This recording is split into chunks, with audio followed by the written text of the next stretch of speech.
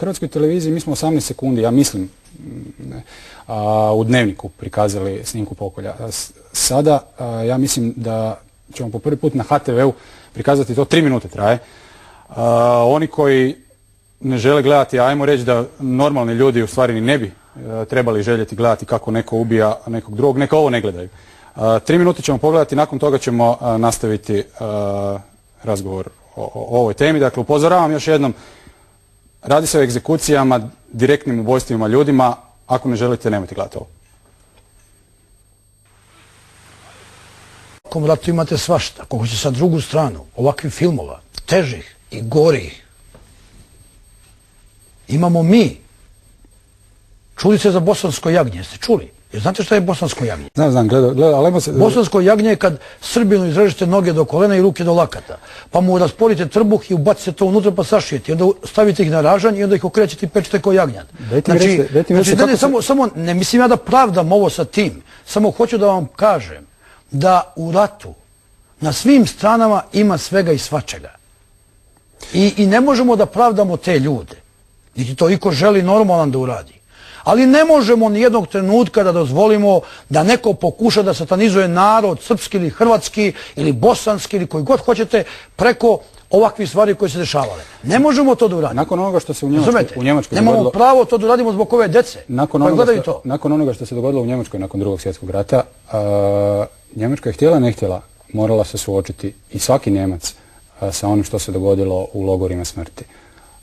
Pa su u tu svrhu bile producirane i snimke, ne znam, iz Dachaua, iz Auschwitza, iz tih tragičnih logora smrti i na neki način su ipak Njemci doživjeli tu katarzu za ono što se dogodilo u ratu.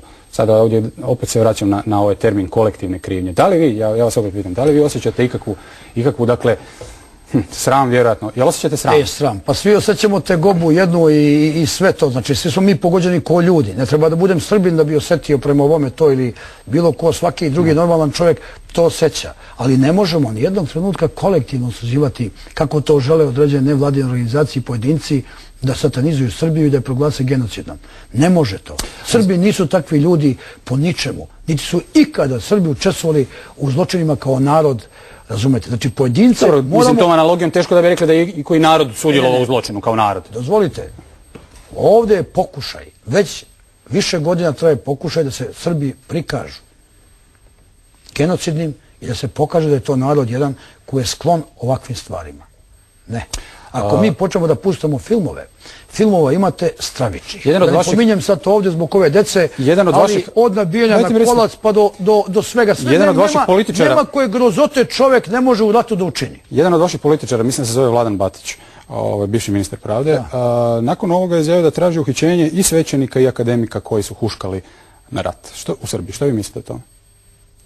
Pa ja mislim o tome da treba da odgovaraju svi oni koji su odgovorni za zločine. Znači, svaki zločin mora da ima ime i prezime i čovjeka koji je to počinio. Dobro je da postoje kamere, video snimci, materijali koji te ljude treba da izvedu na sud i da odgovaraju. To je sve dobro.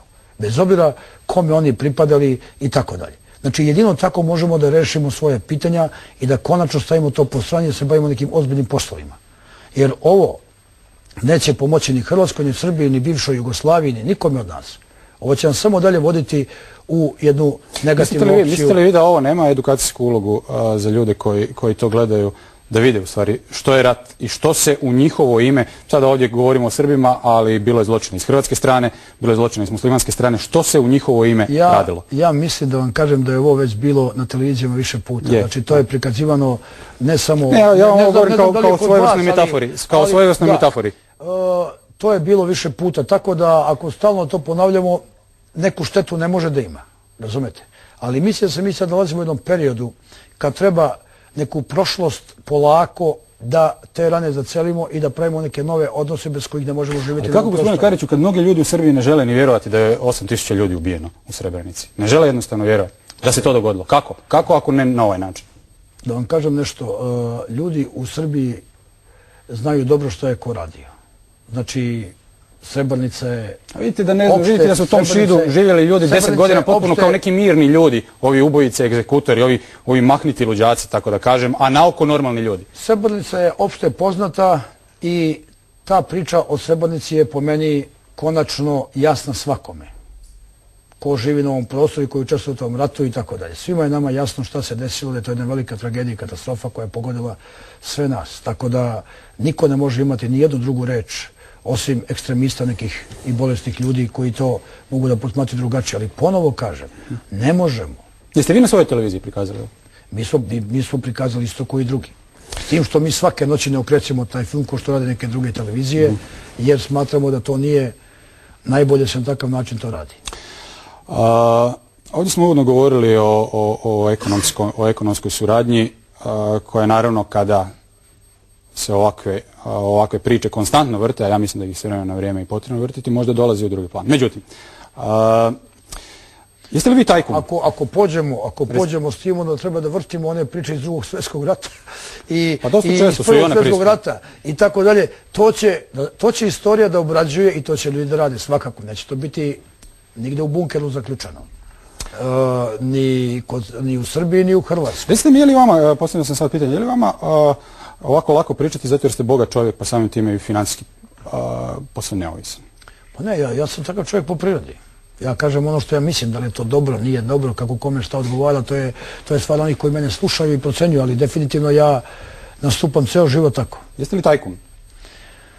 Znate šta, ja po tajkunima smatram one ljude koji su uspjeli da se za kratko vreme obogate, koristeći vreme jedno teško u našoj zemlji i gdje su preko noći stekli jedno bogatstvo na švercu cigareta, nafte, oružja, droge, kriminala i tako dalje. Znači ja nisam nikada, niti moja kompanija za 33 godine, pa 3,5 decenije mi radimo, ja nisam nikada učestvovao u nijednoj takvoj operaciji. Mene su istraživale sve službe, američke, britanske, čak i Haškog tribunala, sve, ja sam svima dao kompletnu dokumentaciju i sve kompanije na pregled. Nikada nisam učestvovao u nijednom takvom poslu. Ne smatram sebe čovekom i biznismenom kontraverznim i čovjekom iz tog vremena koji na takav način se obogatio. To nije tačno. Ta priča... Nije istina da ste se obogatili za vrijeme Miloševića? Ne. Ja sam se obogatio za vrijeme Brežnjeva i za vrijeme Broza. Znači ja sam bio i sa Brozom, isto koji sa Miloševićem, pio kafu i sa njim. Ja sam bio i sa mnogim drugim državnicima. Tako da ne želim da bežim od toga da sam Miloševićev komšija bio i da smo se viđali zajedno i tako dalje. Ali nisam se obogatio, nije tačno. Za vreme Miloševića ja sam ostao u Socijaldemokratsku partiju 1992. godine, što je malo poznato. Da je 13 poslanika SPS-a prišlo toj partiji tada. To je bio prvi udar na SPS tada, najjači Miloševićev. Pa sam osnovao drugi put Socijaldemokratsku partiju 1996. godine. I tada sam se kandidovao za predsjednika Srbije. Kada mi je uništena televizija kompletno po celoj Srbiji sve do Beograda. Mobilna telefonija također. Dobro, činjenica je da vam taj isti Milošević dao koncesiju za televiziju. Molim? Činjenica je da vam je taj isti Milošević dozvolio koncesiju za televiziju, što je tada rijetko ko mogu na nacionalnoj razini dobiti. Slušajte, tada smo mi konkurisali i dobili smo tu... Kao nekim čudnim slučajem i za mobilnu telefoniju. Nije bilo čudnim, nego smo dobili mi licencu za televiziju na 10 godina. Zato što smo napisali u elaboratu da ćemo se baviti samo zabavnim programom. Normalno, mi smo to prekršili, počeli smo se bavimo i informativnim.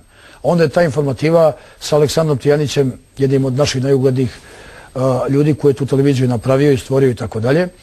Onda je situacija nastala takva da nije mogao da bude uvek Milošević kad je to on hteo u našem telefaktu.